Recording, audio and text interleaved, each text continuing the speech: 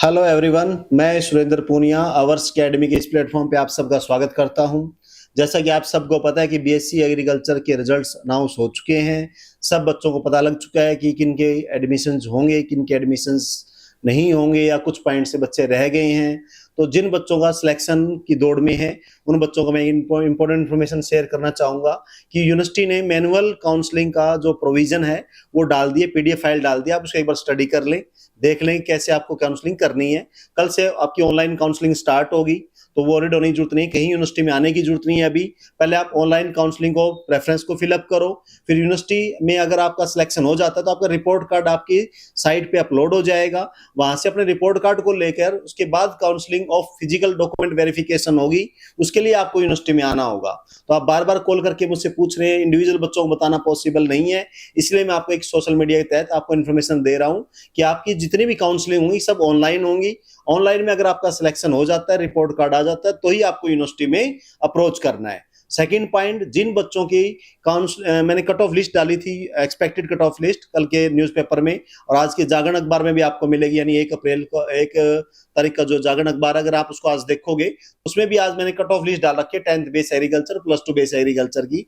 उसके नीचे भी अगर आप 1-2 नंबर से कमी अगर आपको लग रही है उस कट ऑफ लिस्ट से कम है, तो भी आप अपनी काउंसलिंग को अप्लाई करें, क्योंकि कट ऑफ मैंने एक्सपेक्टेड डालनी है, एग्जैक्ट नहीं है। भी हो सकता है कि आप कुछ बच्चे बीच में एडमिशन ना लें तो कट ऑफ लिस्ट कुछ 1-2 नंबर और भी डाउन जा सकती हैं। तो आप लोग सभी बच्चे जो एलिजिबल हैं वो अपनी काउंसलिंग में प्रेफरेंस को जरूर फिलअप करें जो अप्रोक्सीमेट इस कट ऑफ के आसपास हैं। तो आप ये ना सोचें कि मेरा तो नहीं होगा, क्या पता लास्ट काउंसलिंग तक आपका सिलेक्शन हो जाए।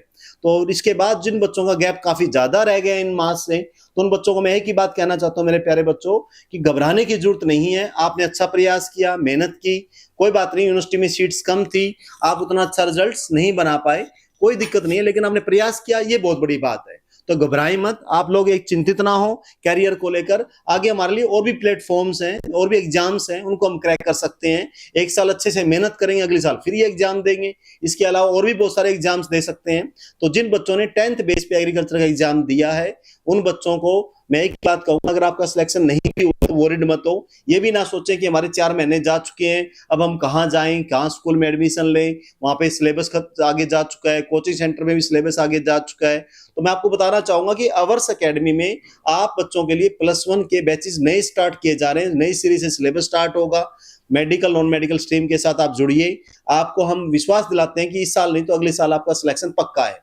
और 10th बेस पे नहीं देना चाहते एग्जाम तो +2 बेस पे भी हम इजीली एग्जाम को क्रैक कर सकते हैं, क्योंकि इस बार आपने देखा होगा बीएससी एग्रीकल्चर में +2 बेस पे तो टोटल 174 या 75 सीटें हैं यूनिवर्सिटी की, लगभग 150 के आसपास यानी 148 प्लस बच्चे ऐसे हैं जो आवर्स अकेडमी की यूनिवर्सिटी के अंदर सिलेक्शन ले जाएंगे। यानी एक तरफा रिजल्ट रहा आवर्स का इस बार, जो कोरोना काल से पहले रहता था वो रिजल्ट हम दोबारा अचीव कर चुके हैं। सेम ऐसे ही एग्रीकल्चर 10th बेस की अगर मैं बात करूं तो लगभग ये मान के चलिए 55 सीटें हैं, 40 प्लस बच्चे आराम से यूनिवर्सिटी में सिलेक्ट होंगे।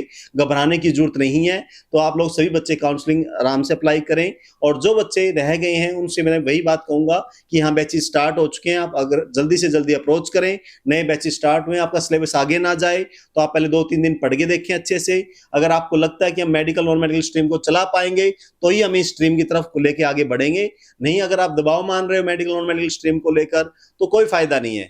दूसरा, आपको ये भी पता होना चाहिए कि आज हम 10th हमने की है तो हमारा 2 साल के बाद का विजन क्या है। अगर आप अपना विजन बना के नहीं स्टडी करोगे तो आप कभी भी कंपटीशन, कोई भी कंपटीशन एग्जाम क्यों ना हो, फाइट नहीं कर सकते। तो आपको सबसे अच्छी बात यह है कि आपको यहाँ पे ये भी समझाया जाएगा 2-3 दिन जब आप यहाँ पढ़ने आओगे, डेमो लेने आओगे, तो मेडिकल लोगे तो आप मेडिकल में किन किन फील्ड्स में फाइट कर सकते हो। नॉन मेडिकल स्ट्रीम को अगर आप ले रहे हो तो नॉन मेडिकल स्ट्रीम के बेस पे आप किन किन कॉम्पिटिशन एग्जाम्स को 2 साल के बाद क्रैक कर पाओगे। एग्रीकल्चर का जो एग्जाम है 10th बेस पे आपने दिया, ये पहला अटेम्प्ट था, ऐसे हमारे और भी अटेम्प्ट मिलने वाले। नेक्स्ट ईयर भी आप 10th बेस का एग्जाम दे सकते हो, या फिर +2 के बेस पे भी आप एग्जाम दो। +2 बेस पे सीटें 10th बेस से 3 गुना ज्यादा हैं, तो आराम से आपका सिलेक्शन हो जाएगा।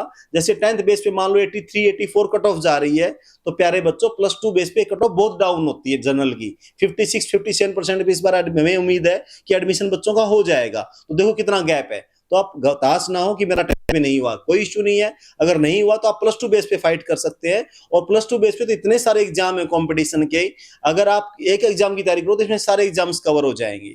जैसे मेडिकल का बच्चा नीट की तैयारी कर रहा है, नीट में नहीं हुआ कोई बात नहीं, आप एमएनएस में जा सकते हो, एमएनएस में नहीं हुआ वेटनरी सर्जन में जा सकते हो, वेटनरी सर्जन में नहीं हुआ बीएससी एग्रीकल्चर में जा सकते हो, फार्मेसी में जा सकते हो, नर्सिंग में जा सकते हो, यानी बहुत सारी स्ट्रीम है हमारे पास। तो घबराने की जरूरत नहीं है, हम और भी अच्छा करेंगे, दोबारा प्रयास करेंगे, लेकिन संघर्ष के मैदान को छोड़ के जाने की जरूरत नहीं है।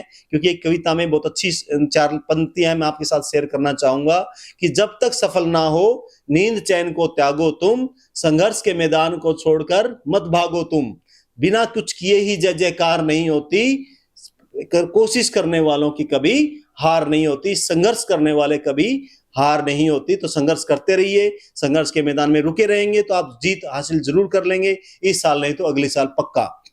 अवर्स एकेडमी में जो बच्चे हैं, जो उनके अभिभावक हैं, उनका जो विश्वास है ये उसी का परिणाम है कि आज हम दोबारा कोरोना काल के बाद एक बार फिर पूरे रिजल्ट के साथ अवर्स एकेडमी पूरे हरियाणा में अपना नाम दबदबा दोबारा कायम कर चुकी है। तो आप दोबारा अवर्स से जुड़िए और अच्छे रिजल्ट्स की तरफ हम आगे बढ़ेंगे।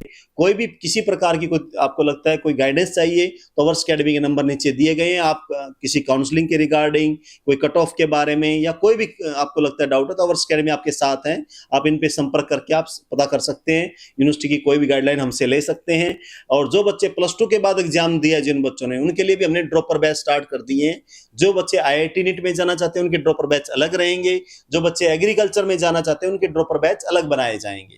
तो आप लोग भी हताश ना हो, एक साल अपने करियर पे लगाइए, मैं पक्का आपको गारंटी दिलाता हूं नेक्स्ट ईयर आपका सिलेक्शन 100% होगा किसी ना किसी कोर्स में। तो घबराएं मत, मेहनत करते रहें, ऑल द बेस्ट। आगे के लिए हम तैयारी में जुट जाएं, घर पे आराम से हाथ पे हाथ रख के ना बैठें, बेटर है कि आप अपने कैरियर को आगे नई उड़ान के लिए तैयार कर लें।